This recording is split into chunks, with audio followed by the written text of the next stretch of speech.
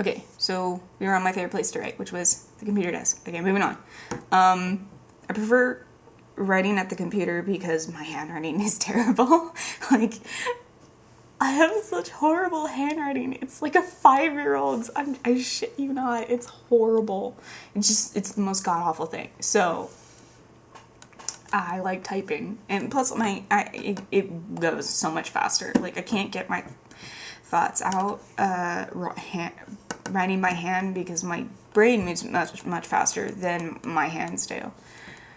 At least writing, because like it takes forever. And typing, I'm just like, yay, 1,000 words a second. So I prefer the computer. Do you / have you ever journaled? Hang on one second.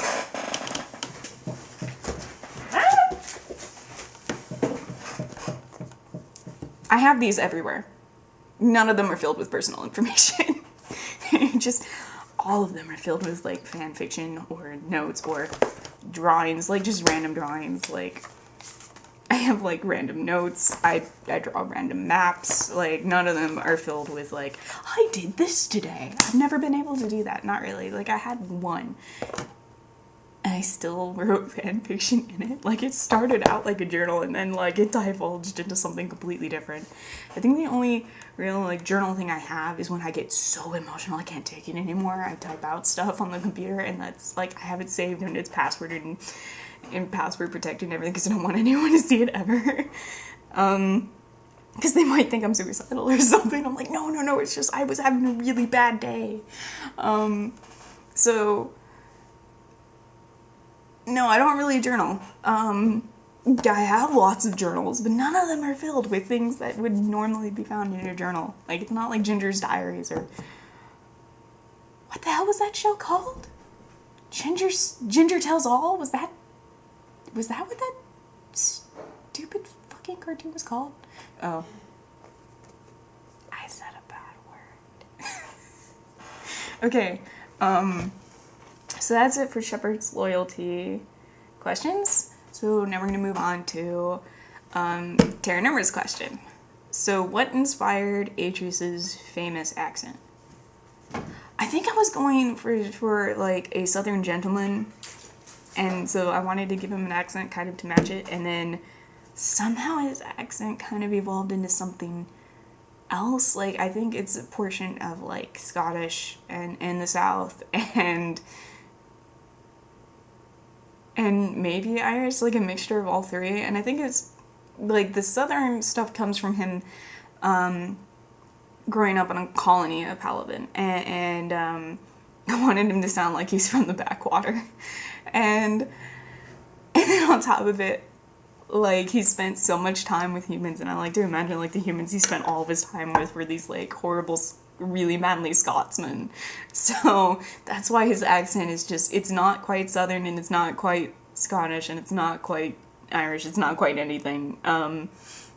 But I'm sure it would sound very pretty when coming from a guy with like, hello voice. I don't know. Like, my headcanon is that his face claim would be Hugh Jackman. I haven't come up with a voice claim yet. But yeah. So I guess that's what kind of inspired it, was the fact that I wanted to go for a Southern gentleman kind of thing. Like, a guy who sounds like he's just a rural piece of trash, but is actually quite educated, because that's really what Atreus is.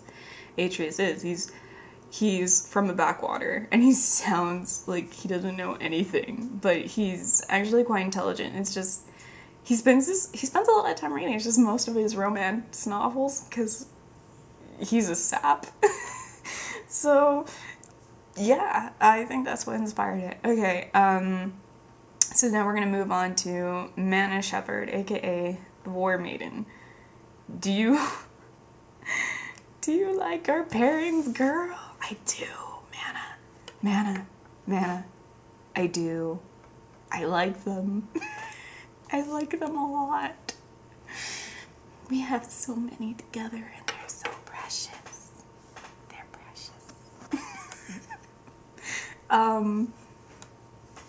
What are your plans for the mercenary at you? I'm not sure if I really have plans, per se. I have plots. horrible evil plots concerning Zora and Mana, but other than that, no real plans. And that's the other thing I wanted to explain. Since the trial, Zora kind of, I made a decision as an RPer to retcon Zora's attraction for humans because it was really kind of hindering me as a role player. It's still very circumstantial. She's really not attracted to humans as a rule. She finds certain ones to be attractive. It's all based off of personality. For her, it's really about the personality of the individual, kind of like it is for me. So, like, Zora's highly attracted to people who like to push her, who try to push her around. She likes the challenge. So yeah, I retconned that. A bit, just a bit. She's still in general not attracted to humans. Okay, so that should give you a hint as to what I'm plotting for Mana and Zora. Like, as if it wasn't obvious already with Zora practically, like, pushing herself into Mana's pants. Okay. What gave you the idea to come up with so many AUs? I think it was because I was sitting there and I kind of realized that there were going to be one of 3 options for Zora depending on the outcome of the trial, and it really depended on her relationship with Shepard. And I was like, well, I can't pick just one. I like them all, and going with just one would really kind of ruin the role-playing experience for, like, the interactions between Zora and other characters. So honestly, I just went, you know what, I'm just gonna pick all 3. Like, I'm not even gonna bother to decide, I'm just gonna pick all 3. And that's pretty much it. I mean, there's some timelines which are still slightly before the trial, but for the most part, I think everything is after the trial now. And I think my main one, this is to be covered in the next question, is there a certain verse that's your favorite, or no?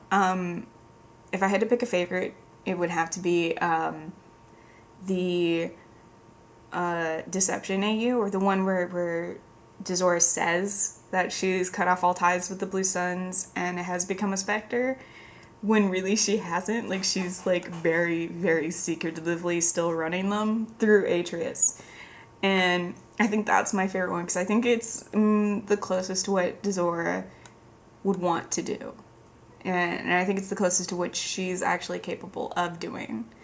You know, it depends on, you know, her who talks to her and who influences her. Like, for instance, in the universe where Saren is alive, she becomes a Spectre, like, full outright, because that's just what's expected of her. She's not gonna bother keeping the connection because she knows she can't. Because she wouldn't be able to hide it from her dad. As for the universe where she chooses the mercenary, I think it's really because of Mana and Saeed. She really, she really can't let go of the Blue Suns, and she really hasn't forgiven the Council, and she just decides that, why would I want to be a Spectre? I can do what a Spectre does anyway with more resources as leader of the Blue Suns. So I think that's what she ends up doing, and she just doesn't give a shit about the consequences. But I definitely think the Deception one is my favorite, because it's the one where she's been forgiven, and her sins are behind her, and she's not going to accuse anymore as far as anyone else knows, and she's going to steadily make the Blue Suns better. So yeah, I think that one's my favorite, and I think it has the best outcomes for her as a character. Okay. So in the next video, I'm going to cover a few secrets about the characters. Okay, so I'll see you in a few minutes.